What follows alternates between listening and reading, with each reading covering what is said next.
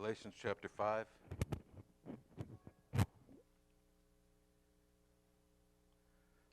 We've been in this passage, I think, for 3 months now, so we'll probably finish in about a month. We'll probably finish the book in about a month. Galatians chapter 5, beginning in verse 16. This I say then, walk in the Spirit, and ye shall not fulfill the lust of the flesh.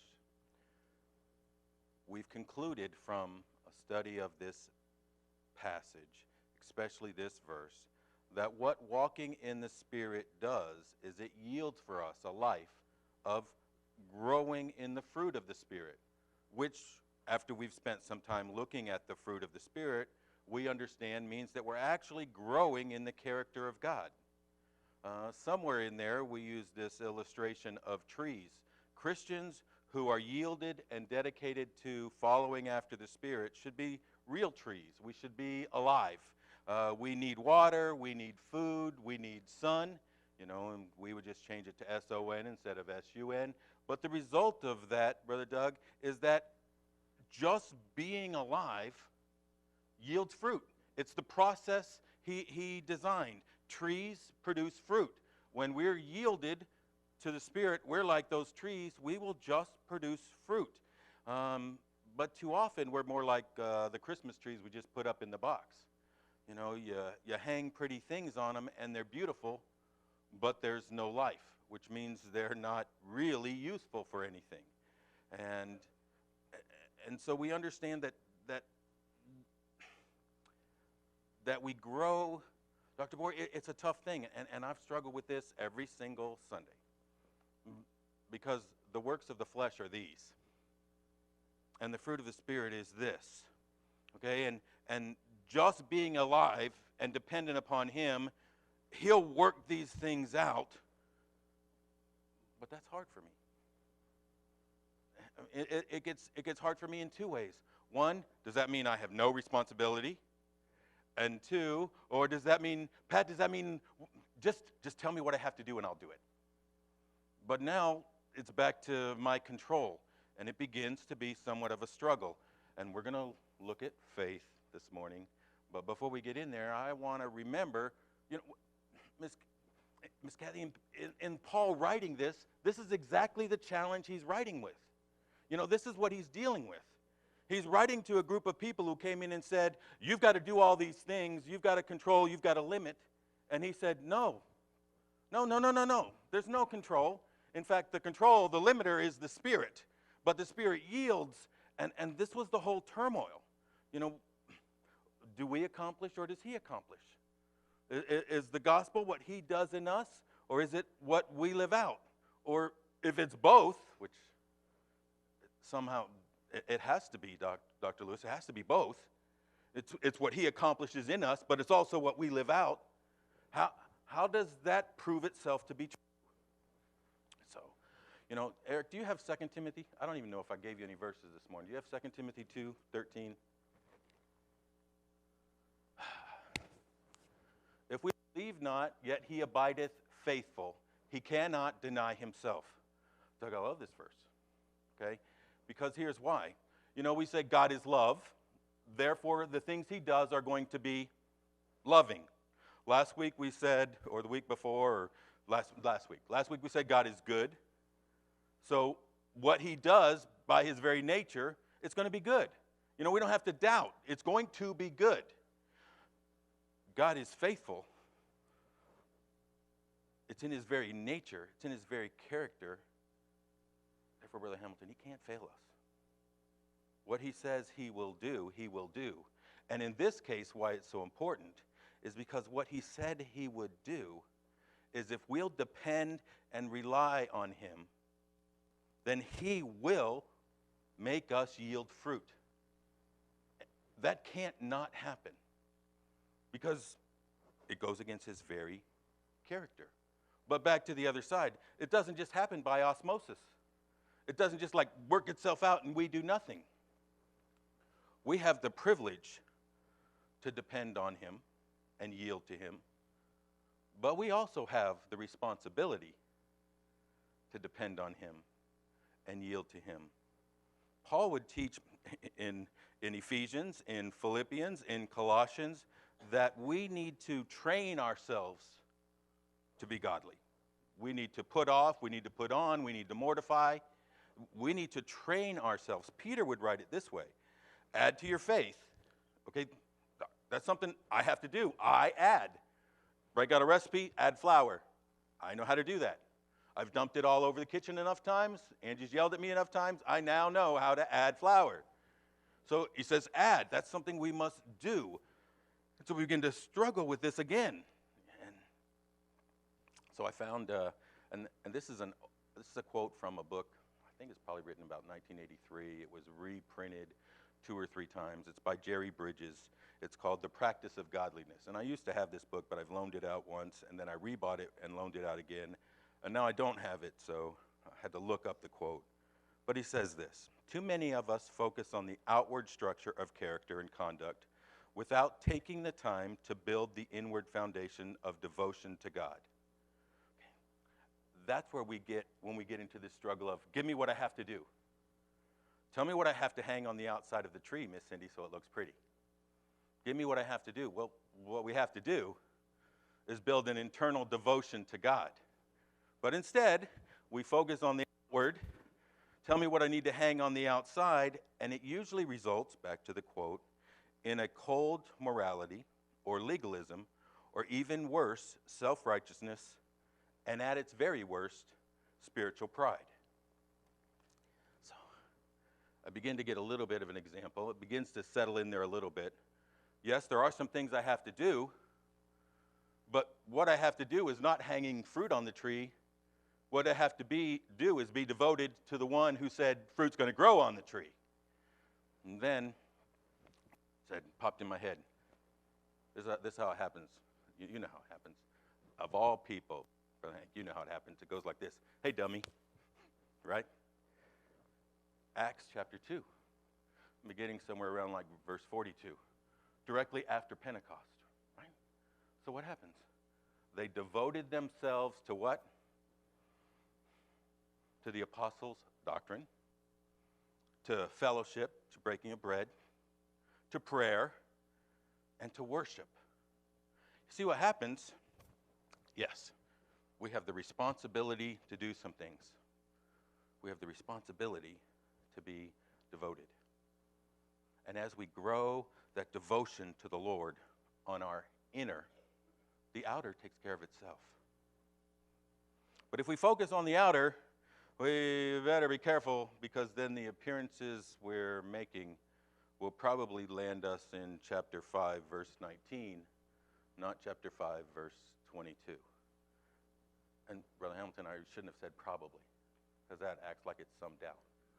But there is no doubt. The works of the flesh are these, and the fruit of the Spirit is this. And if we're trying to do it ourselves, it is in the flesh, and it will end up, verse 19. Now, that being said, we jump up to chapter 5, verse 22, and the last word in verse 22, but the fruit of the Spirit is love, joy, peace, long-suffering, gentleness, goodness, faith. Meekness, temperance, against such there is no law, and they that are Christ have crucified the flesh with the affections and lust. 5:22, the fruit of the Spirit is faith. Okay, Brother Nate, I do what I always do. Usually gets me in trouble, but it helps create a whole lot of questions for me. And that is, I pull out about 5 different commentaries, and I just start looking at them. And every one of them did the exact, even Wiersbe, which, sometimes helps me out a little bit with everybody else, since he's the latest commentary I have. So he'll take all those things, and usually what he writes explains what I'm reading in the older commentaries. But they do this: the fruit of the Spirit is faith. In almost one sentence, we're talking about faithfulness here. Talking about faithfulness. But it says faith. And so then you spend a little bit of time looking at it. And it's true. This is true. This is true. The word used here is the Greek word that means trustworthy or dependable. That's why faithfulness. But still, Dr. Lewis, inside me, I just like to argue. Josh gets that honestly. And so I just, all right. But it says faith. It could have said trustworthy. It could have said dependable, but it says faith. Why does it say faith? So, where else does it say faith? Curious fact. Look through the book of Galatians. You don't even have to go very far. The word faith in the book of Galatians means three different things. Chapter 1, verse 23.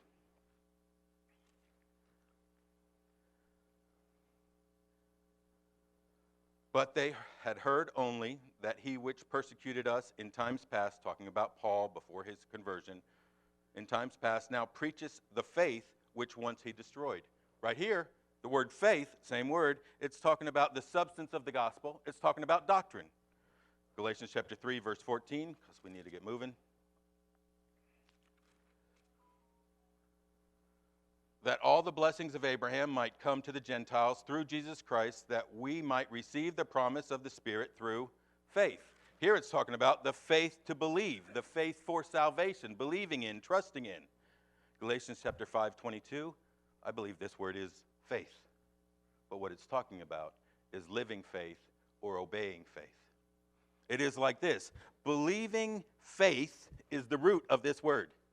But you know what happens when we believe in faith? We live out the faith. Living out the faith makes us faithful in our doings. Now you're going to see, hopefully, it takes me a little while to get, Miss Kathy, it takes me a long while to get going, let's be honest. But once we get there, you're going to see, I believe faithful fits. But you have to understand, faithful is more than just dependable. Faithful is more than just doing what's expected, because that's where we get in trouble. I don't have a problem with the word being faith. I think it's intentionally a good word to be faith. Because it tells us, Doug, that this is more than just being dependable. It is being dependable. It is faithful in our doings, but it is more than that. It is why we're faithful in our doings. It is where that faithful in our doings comes from. And so that's hopefully where we're going to end up, where we'll see. Faithfulness is, and I'm going to use that word through the rest of the time now just to be smooth, hopefully. Faithfulness is to be reliable, to be dependable, to be regular. If you have a faithful friend, that is a friend who is always there. If you have, right now I have a faithful truck. Every time I've turned the key, it has started. Now that probably means it won't tomorrow, but so far it has, and I've enjoyed having a faithful truck. You know, there's a geyser out there in Yellowstone, they call it Old Faithful. I understand it's not so faithful anymore, but for a long time it went off like clockwork just when they expected it. Therefore it's called Old Faithful. We as Christians are to be faithful. We are to be reliable. We are to be dependent. We are to be trustworthy, almost to the point of being predictable. Therefore, standing up here teaching this, Doc, I'm supposed to say we should be faithful, and here's where we break out. You should be faithful in attendance, which means attend all the time, attend regularly, be consistent, be predictable. It's Sunday. I can predict you're going to be here. I can depend on that fact. I'm not mocking that. You're going to see, I think it's just more than that. Okay, but and this is usually what happens. It is an important concept to be trustworthy, but we usually break it down just to be exactly that. I'm supposed to be a faithful giver. Means it's normal, it's regular. I'm supposed to be a faithful teacher. Means on Sunday I'm here and I've studied. But I think to be faithful is more than just regular. For sure, we're called to be trustworthy. We're called to be dependable. We're called to be regular. Doug, in fact, that's a sign of usefulness. What use are we if we're none of those? I love the book of Proverbs.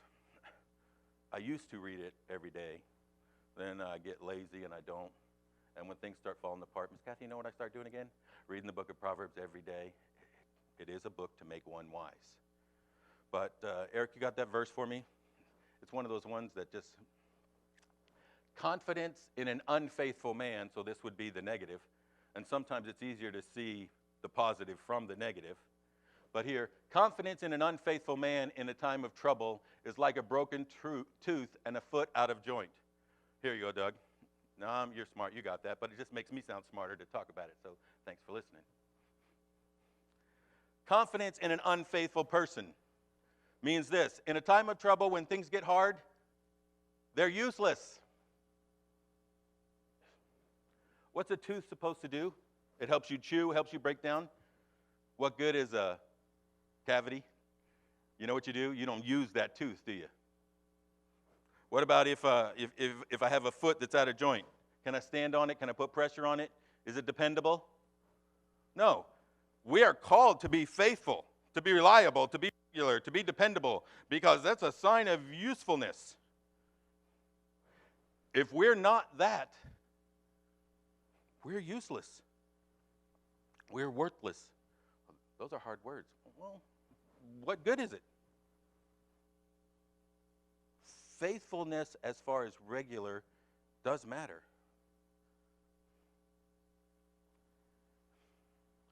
We're going to have hard times. Tree of life is going to be hard. You're almost getting old enough to where you can start saying that, but not yet. Not yet. But there's going to be a time you're going to be able to turn over and say, you'll see, life will get hard.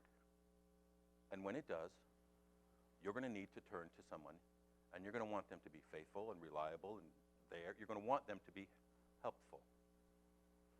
We're told that, if we live this spiritual life, it's described as we're going to be living in warfare, we're going to be wrestling, I don't want to be doing that alone. I'd like to have somebody who's with me. Faithfulness matters. I'll give you another one. Faithfulness matters. We're called for faithfulness. I'm trying to stay with verses for the most part. We know 1 Corinthians 4:2.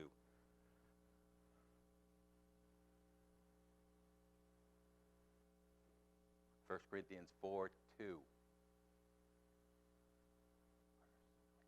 1 Corinthians. It is required that a man be found, that stewards be found faithful.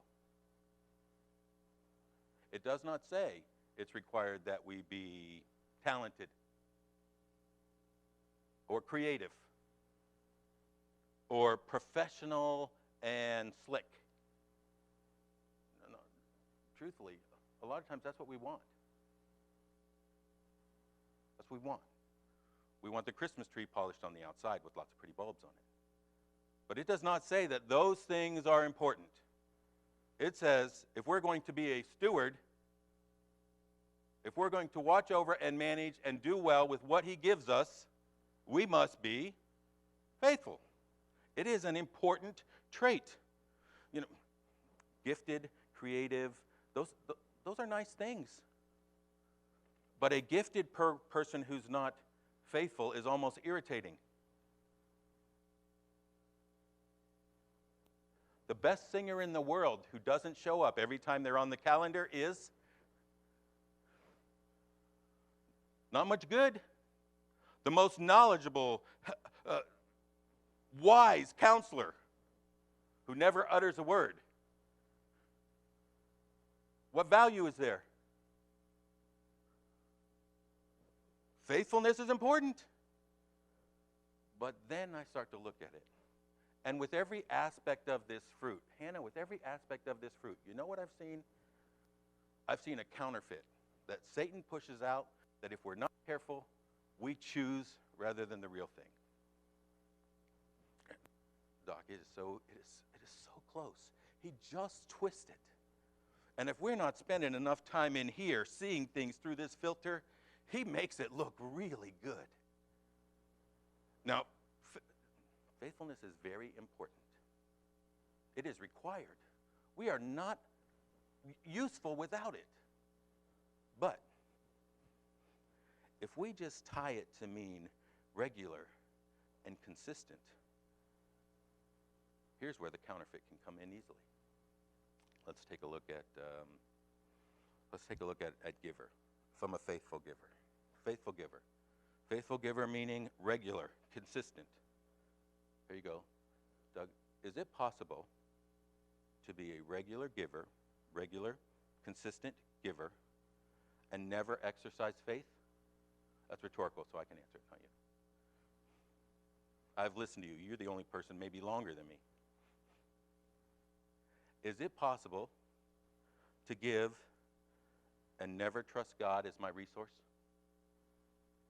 To put the money in there and never believe God is going to bless it, never consider him, never surrender to him, never seek his direction, never consider God's word or God's spirit?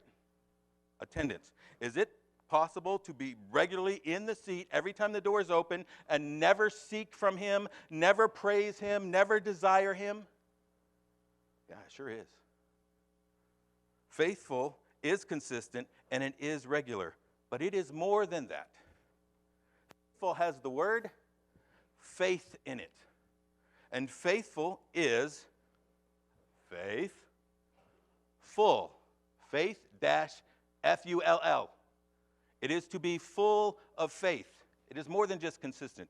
Faithful people are devoted, they're dependent. That is what makes them faithful. That is why their deeds flow out, because they are devoted to. It is the inside that has made them faithful. That's what shows up on the outside. Which is why, if we're honest, we all know someone who has attended regularly, but every time we talk to them about their life, it reads like this: envyings, murders, drunkenness, revelings, and such the like. Drama, pain, anger, anguish.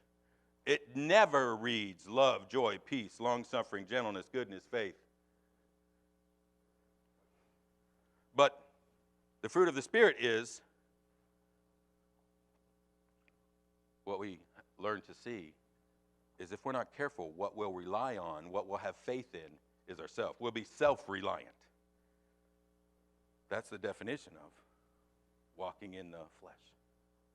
And the results will be, but if we're faith, if we're dependent, if we're growing, if we're surrendered, Dr. Board, that's where our faithfulness comes from. Here, Paul would write this. This is one of my favorite passages. It was my dad's favorite passage. That's probably why. 2 Timothy chapter 2. This is one of the passages, preacher, if you ever call and say, I'm sick, which really, I've been here, I think, like 20 years. I don't know that that's happened very often. Usually it's I'm sick, but I'm going to be up there anyway. Which, by the way, you would think means he's going to be shorter, but that means he can't remember what he said 2 minutes ago, so he's going to say it again 3 times. 2 Timothy. And the things that we've referenced this verse a number of times because I love this passage, probably. It always pops in my head. But this is how Christianity will continue. This is God's plan for the continual growth of the church. He writes to Timothy, and the things that thou hast heard of me among many witnesses, the same commit thou to faithful men who shall be able to teach others also. Okay? What this is writing, Miss Pat, is he's writing and saying, you find someone who is faithful, and you pour your life into them.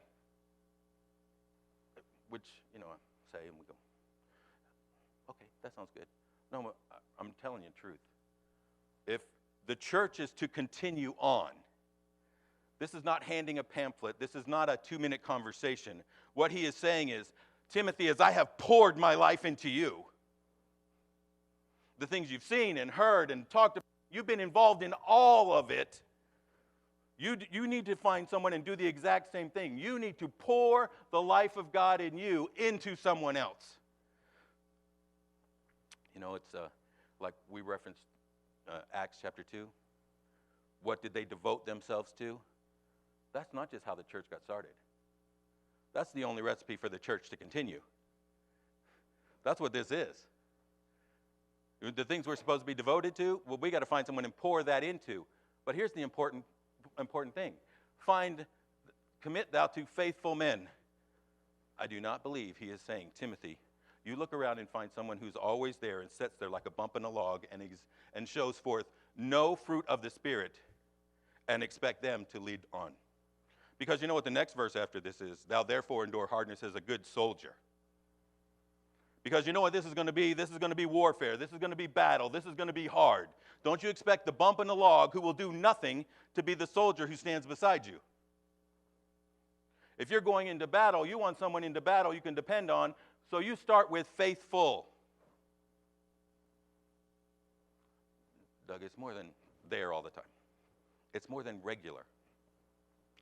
And be careful of that counterfeit.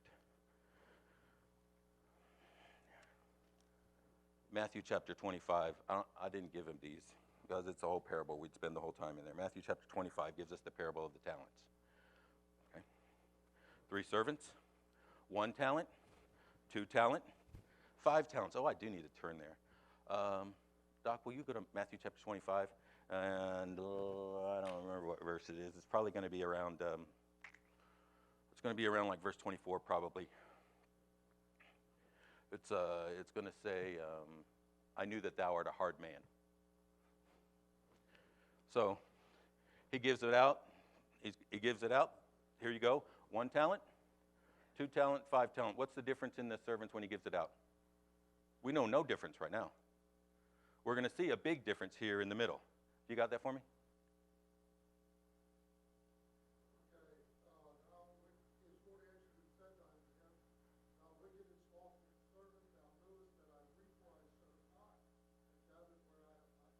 Back up to where he gives his illustration. Why? I knew that thou art a hard man, therefore.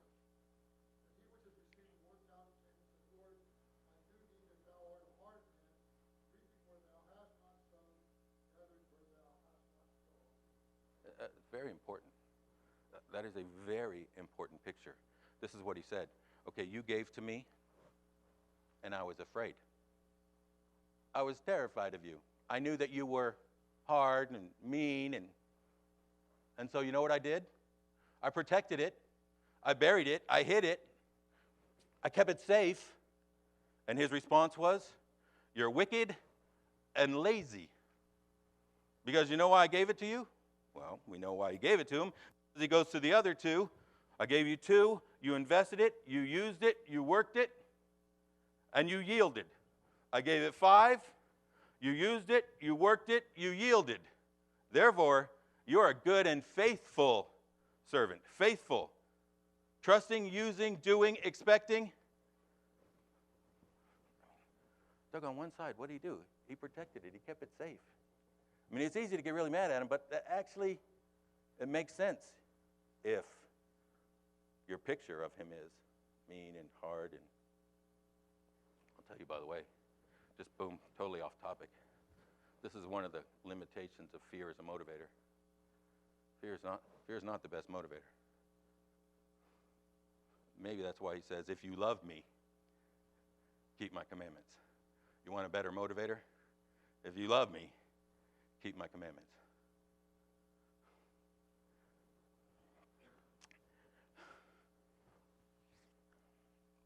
If we believe, if we are full of faith people, we'll do something with what he's given us. Pat, it won't be so hard for us to pour our life into somebody else.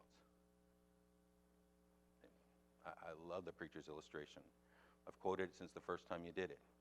I tried to do the whole water thing, but it spilled all over the place. That is, when you're filled, you can't take anymore. It has to come out. And if we have a God of abundance who's constantly filling us, it's constantly coming out. But if we're trying to do it in our own self, if we're living a life full of thou shalt not fear, we're going to be securing and cuddling, and we just have a bad view of who he is and our relationship with him. Oh, we're going to run out of time. I'll say this anyway. This just popped in my head. I've been thinking about my dad a lot recently. He passed away right at Christmas, but a couple years ago. Maybe that's why. But Dr. Lewis, my dad served 2 tours in Vietnam. And you would think, I asked him one time about the draft. It was a bad mistake. My dad hated the draft. You know why he hated the draft? Because he simply said, if I'm going to go into battle and my life depends on the guy beside me, I want him to be there because he chose to be there. I don't want him to be there because he was afraid of going to jail. When he wrote to Timothy and said, the things which you've seen and heard, okay, I want you to find someone and pour it into. Doug, you would never convince me he's talking about someone who's regular and consistent. That's part of it. But he's writing, you find someone who's full of faith, whose life is dependent on God, who loves him for what he's done, who doesn't see him as the hard man, but sees him as the great master. You find someone like that, you pour your life into him there, and the next verse, thou therefore endure hardness as a good soldier, you'll have somebody who will stand beside you in the battle. And then you'll have a whole army, and then you'll be confident.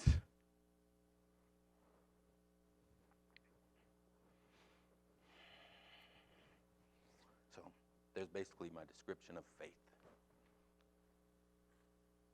The Spirit yields faith. So now I start to ask some questions. Why are some full of faith, and it seems like some struggle? Well, I'm just going to steal from the preacher again. I do listen sometimes. But that's because faith must be in something. You must have a base or foundation. There must be a reason to have faith. I'm going to be full of faith, not because I listen to Norman Vincent Peale or Robert Schuller. So now I'm positive good things are going to happen. That just makes us unintelligent.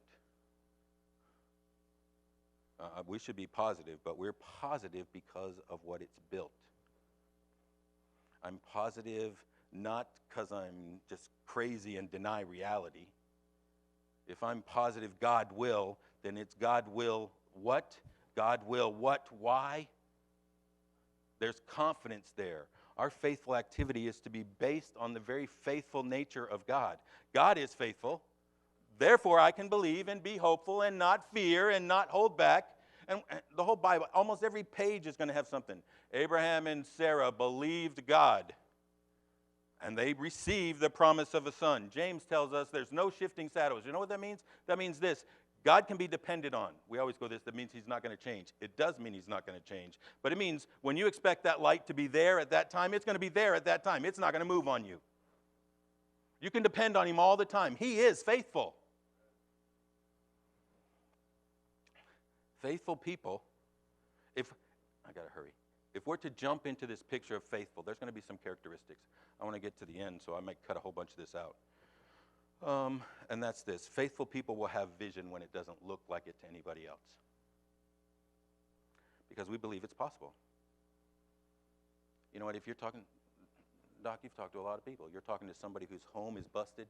You know the hardest thing in the world for them to do when they're looking at their home is have hope that it can change. But you know what you have to do as a counselor is get them not to look at that home, but get them to look at God. Because the hope is not in what they can accomplish in the home. The hope is what God can accomplish in the home. Because he is bigger than the problem. Faithful people, people full of faith, will have hope. Because whatever problem they're looking at, God is bigger than that problem.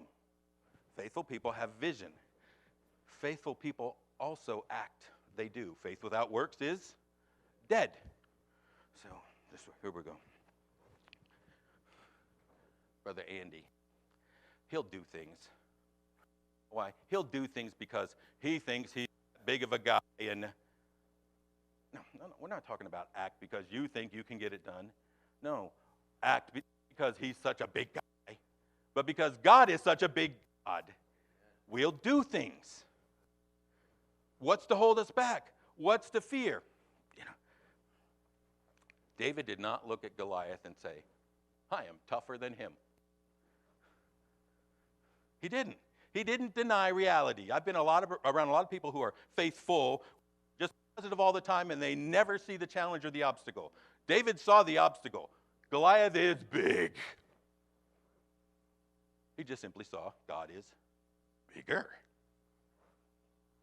Caleb and Joshua, one of my favorite stories. 12 spies, come back. What we miss is they all gave the same report. It's not like Joshua and Caleb did not see walls and big men in mighty cities. They did. They saw the obstacles. In fact, it tells us when they went in there, their hearts melted.